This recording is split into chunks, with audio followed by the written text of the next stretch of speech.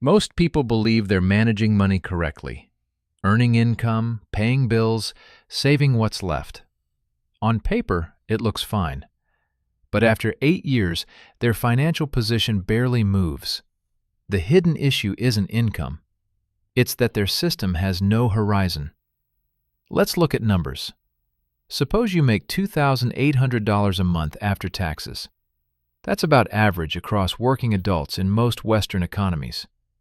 You save $200 a month, maybe a bit more in good months.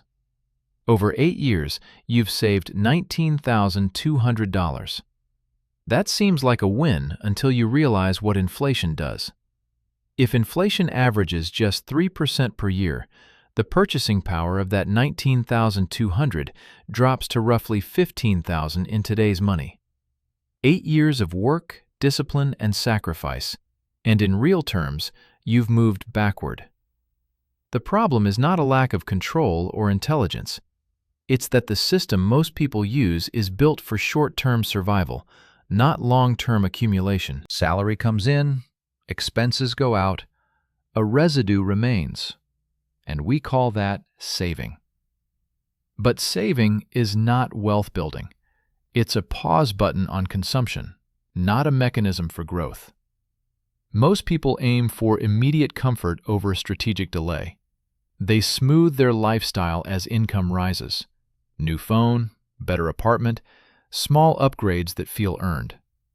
Each step seems reasonable, but over 8 years, the cumulative effect erases potential capital. If you add up the small, justified expenses, an extra $120 on dining, $80 on subscriptions, $250 on car payments above necessity, you'll find the missing investment fund. That's about $5,000 a year of silent leakage. Over 8 years, that's $40,000, double your actual savings. The other silent trap is the emotional benchmark. If peers around you live roughly the same way, having no major assets doesn't feel like failure. You assume everyone's progress looks the same. Steady work, minor upgrades, hopes for future stability. But 8 years later, one person owns productive assets. Another owns depreciating goods. The difference wasn't luck. It was structure. Many argue that investing carries risk, so they prefer to keep it safe. But in reality, saving without structure carries its own guaranteed risk. Slow erosion through inflation, missed compounding, and lost time. Time is the only resource no amount of income can replace.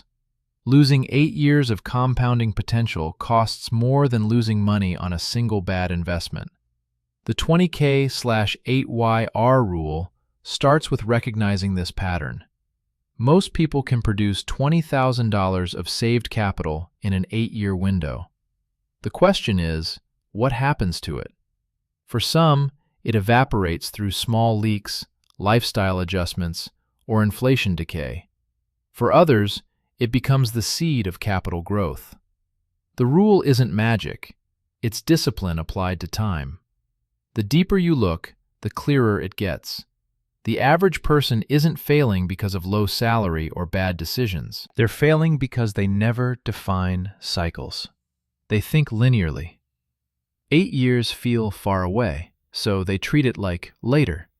But later always catches up, and when it does, the difference between structure and spontaneity becomes measurable, in thousands of dollars, not feelings. To understand why this problem persists, we have to look at how financial systems form in real life. Most people don't design them, they inherit them. You finish school, get a job, earn an income, and organize your life around monthly rhythms: rent, utilities, food, some discretionary spending. The leftover fraction becomes your savings system. But it isn't a system at all. It's a reflex. What remains after everything else takes priority. The structure of income itself sets the trap.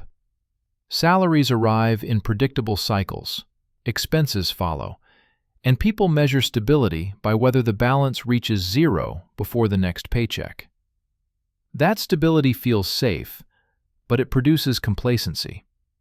Because the mind focuses on survival interval to interval, it never defines capital accumulation as an objective within a set horizon, 8 years, 10 years, or more. As a result, all financial movement happens horizontally, not vertically. Let's take two simple examples. Example 1. The employee logic. A 30-year-old professional earns $3,000 a month and lives comfortably. When income rises to $3,300, lifestyle expands to match. Slightly better car, nicer vacations. Over a decade, nominal income increases by 20 to 30%, but effective savings rate stays around 5%.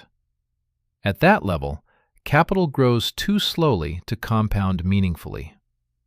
The person believes progress is happening because life feels better, yet real balance sheets barely move. Example 2. The careful saver. Another person saves diligently, 10% every month into a bank account, but they never optimize return or treat that capital as investment. After 8 years, they have the same result, a modest sum worth less in real terms. The key missing element is systemized deployment. Savings are inert. They just sit, decaying quietly under inflation. This repetitive pattern forms because most people were taught fragmented financial advice, not integrated strategy. They hear, spend less, avoid debt, save regularly. All true, but incomplete. Reducing spending without defining an end use of capital doesn't change outcomes. Debt avoidance doesn't build assets. Even consistent saving fails if the system doesn't convert idle money into productive capital. The deeper issue lies in behavioral design. Humans are comfortable with immediate feedback, a receipt, a paycheck, a purchase. But financial growth operates on delayed feedback, sometimes years. Without visible reinforcement, most people drift back to consumption patterns that feel tangible. The result? A system optimized for predictability, not progress. The 20K/8YR principle exposes this weakness. It doesn't criticize spending or saving, it highlights absence of structure. The average person could gather $20,000 of capital within 8 years simply by prioritizing forward allocation first and lifestyle second. Yet almost no one does, because they try to save from leftovers instead of allocate from the start. The order of actions defines the result. Standard advice remains popular because it's easy, repeatable, and emotionally satisfying. But without capital mechanisms, a plan where each 8-year block turns savings into working assets, the numbers always reset to zero momentum.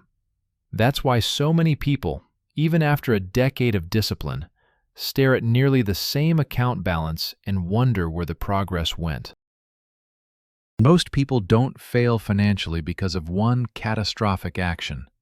They fail through repetition of small, logical mistakes, the kind that seem harmless in 1 year but compound negatively over time. These mistakes have one thing in common. They are decisions of comfort, not structure. Mistake 1. Saving without direction. Many people save for the sake of feeling responsible. They accumulate balances without assigning a purpose or timeline. The result is that money never transforms into capital. Suppose you save $200 per month for 10 years in a bank account earning 0.5% interest. You end up with about $24,600. Adjusted for average 3% inflation, the real value is around $18,400. 10 years of effort lost $6,000 in purchasing power simply because the funds lacked productivity. Mistake 2. Lifestyle expansion matching income growth. When income rises, expenses follow automatically. A person earning $3,000 monthly might start with $2,500 in expenses. 5 years later, income rises to $4,000, but expenses quietly reach $3,700. The percentage saved stays the same or even declines. Over 20 years, income triples, but net savings grow only marginally. This is why so many mid-career professionals earn well, but remain asset poor. The increase in comfort replaced the increase in capital. Mistake 3. Confusing security with inactivity. Avoiding all risk feels safe, but inaction is also a decision, one with predictable loss through inflation and missed compounding. For instance, if you leave $20,000 parked in cash for 8 years, you'll retain nominal stability, but lose roughly 25% in buying power. If instead that same amount earns an average of 6% annually through diversified, conservative investment, it becomes approximately $31,900. The difference, nearly $12,000, is the cost of passive security. The long-term consequences compound quietly. Over a 10-year horizon, these small hesitations cost tens of thousands. Over 20 years, they erase entire opportunities to transition from consumer to investor. Imagine two identical professionals starting at 30. After 20 years, that $67,000 delta represents not only wealth, but decision impact.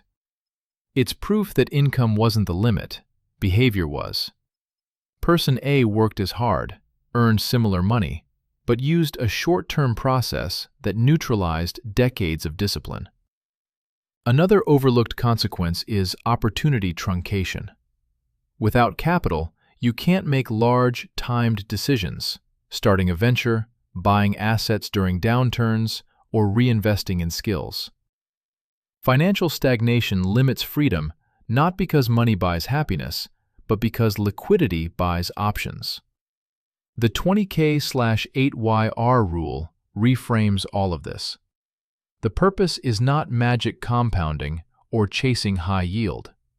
It's about precision, structuring time and discipline into repeated cycles that compound the decision-making process itself. You can't out-earn bad structure, but you can outstructure average income. The 20K/8YR rule is not an investment trick. It is a structural rule designed to turn predictable income into long-term capital without speculation. Its principle is simple. Every person with stable earnings can produce and compound a functional capital block of $20,000 within each 8-year cycle if the process is systematic. The value of the rule lies not in the sum, but in what the capital becomes once it exists. The mechanics are clear. You divide financial life into cycles, not years. One cycle equals 8 years, long enough to feel weight, yet short enough to plan. In each cycle, the target is to form 1 unit of productive capital, $20,000. The process begins with reverse allocation. Rather than saving what's left, you allocate first, spend second. A fixed 10 to 12% of income moves immediately into the cycle fund. If you earn $3,000 monthly, a $300 allocation builds $3,600 per year.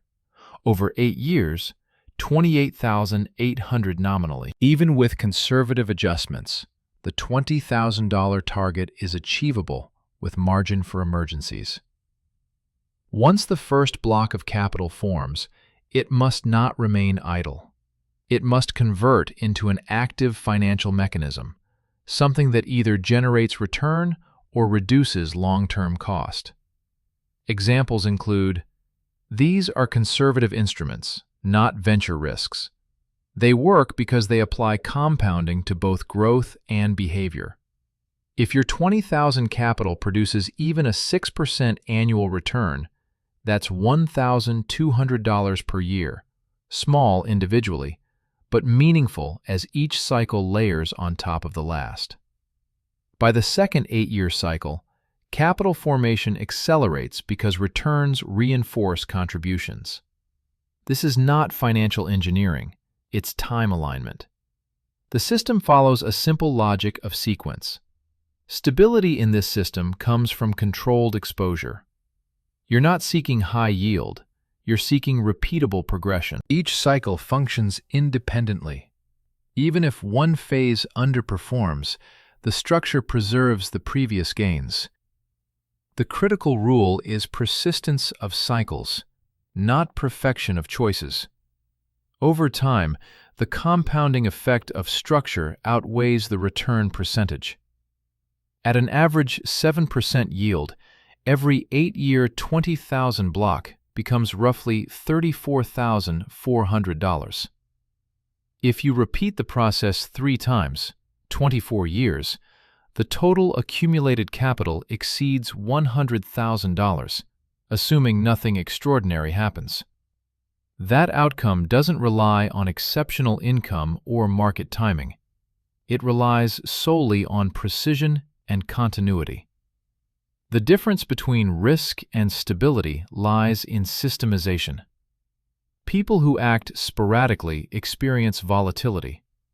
People who follow fixed horizons and reinvest rules experience predictability. The 20K/8YR rule merely formalizes that process, turning ordinary earnings into structured capital blocks that work continuously while you buy back the most limited resource in finance: time. The 20K/8YR rule only works if treated as a system, not an idea.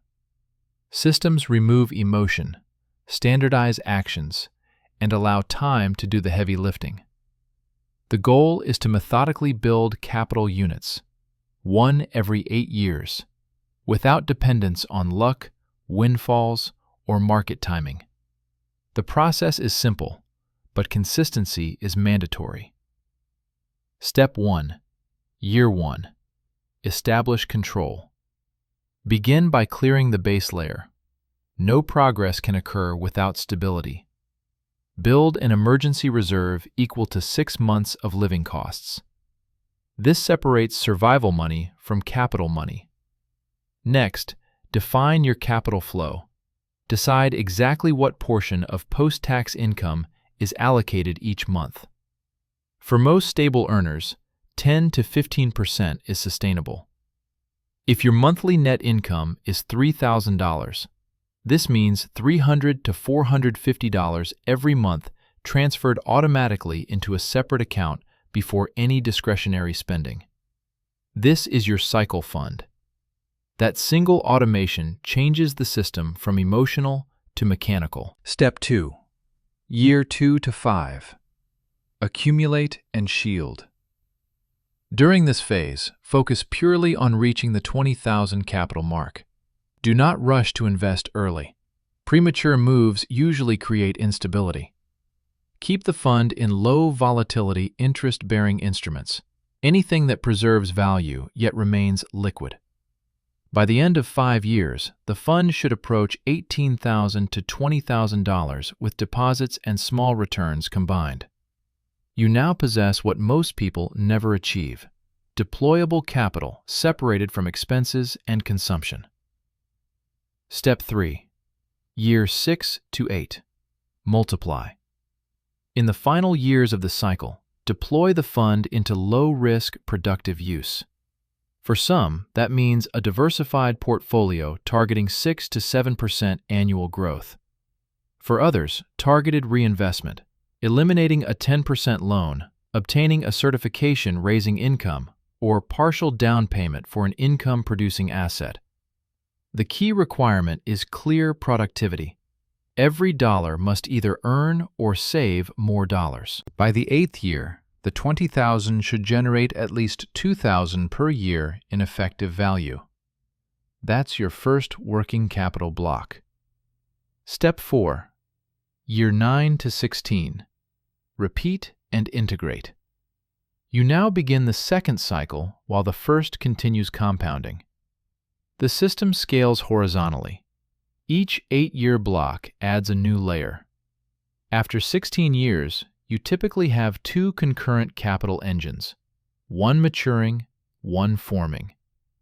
The effect appears modest early, but accelerates sharply after the second cycle. Step 5. Year 17 to 24. Consolidate. By the third cycle, compounding dominates contribution. Even at conservative growth rates, 6 to 7%, cumulative capital exceeds $100,000, approximately 5 times total personal deposits. You reach this without speculation, business risk, or high income, only with structure applied to time. The timeline can be summarized through outcomes. The next step is immediate and simple. Define your first cycle. Set a capital target and monthly allocation. Write it down and automate it. That single decision changes every financial decade that follows. The rule doesn't promise wealth beyond reason. It promises stability that compounds. In finance, control is won not by predicting markets, but by structuring behavior. The 20K/8YR rule gives structure to ordinary income, and structure, over time, becomes capital. That's the real secret.